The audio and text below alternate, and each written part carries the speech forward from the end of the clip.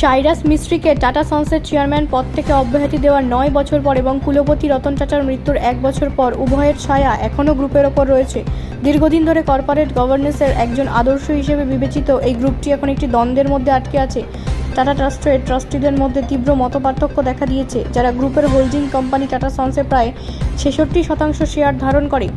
বাজারের উদ্বেগ স্পষ্ট, টাটা ট্রাস্টের মধ্যে দীর্ঘস্থায়ী অভ্যন্তরীণ দ্বন্দ্ব টাটা সন্সের সিদ্ধান্ত গ্রহণকে পঙ্গু করে দিতে পারে, ঠিক যখন স্পষ্টতা এবং ঐক্যের সবচেয়ে বেশি প্রয়োজন। 29টি পাবলিকলি তালিকাভুক্ত টাটা ফার্ম সম্মিলিতভাবে $328 বিলিয়নেরও বেশি বাজার মূলধন এবং $180 বিলিয়ন রাজস্বের জন্য দায়ী। শীর্ষে একটি প্রশাসনিক স্থগিতাদেশ বাজার এবং এমনকি বৃহত্তর ভারতীয় অর্থনীতিতেও প্রভাব ফেলতে পারে। এই অস্থিরতার মধ্যে টাটা ট্রাস্ট টাটা সন্সের চেয়ারম্যান হিসেবে এন চন্দ্রশেখরনকে তৃতীয় মেয়াদের জন্য সুপারিশ করেছে, যা টাটা গ্রুপের কোম্পানিগুলির প্রধান বিনিয়োগকারী সংস্থা এবং প্রবর্তক। এই উন্নয়ন এমন এক সময় ঘটেছে যখন টাটা সন্সের 66% ইকুইটি শেয়ার মূলধন নিয়ন্ত্রণকারী জনহিতকর ট্রাস্টগুলির ছাতা।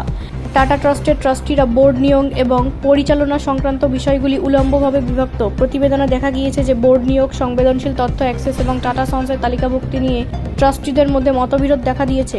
আরবিআই টাটা সন্সকে একটি উচ্চ স্তরের এনবিএফসি হিসেবে শ্রেণীবদ্ধ করেছিল এবং তালিকাভুক্তির জন্য 30 সেপ্টেম্বর 2025 পর্যন্ত সময়সীমা বেঁধেছিল, কিন্তু সময়সীমা পার হওয়ার সাথে সাথে টাটা সন্স এনবিএফসি হিসেবে নিবন্ধন বাতিল করার সিদ্ধান্ত নিয়েছে।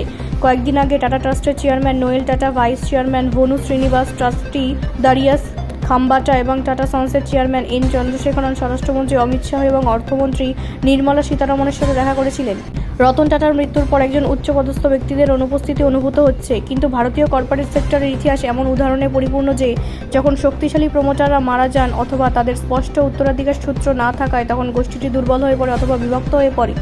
রতন টাটার নেতৃত্বে টাটারা ঝড়ের মধ্যে দিয়ে যাত্রা করছিল, এমন একটি পদ্ধতি নিয়ে যা বিভিন্ন বিষয়ে ঐকমত্য এবং ঐকমত্য অর্জনকেও মূল্যবান বলে মনে করত।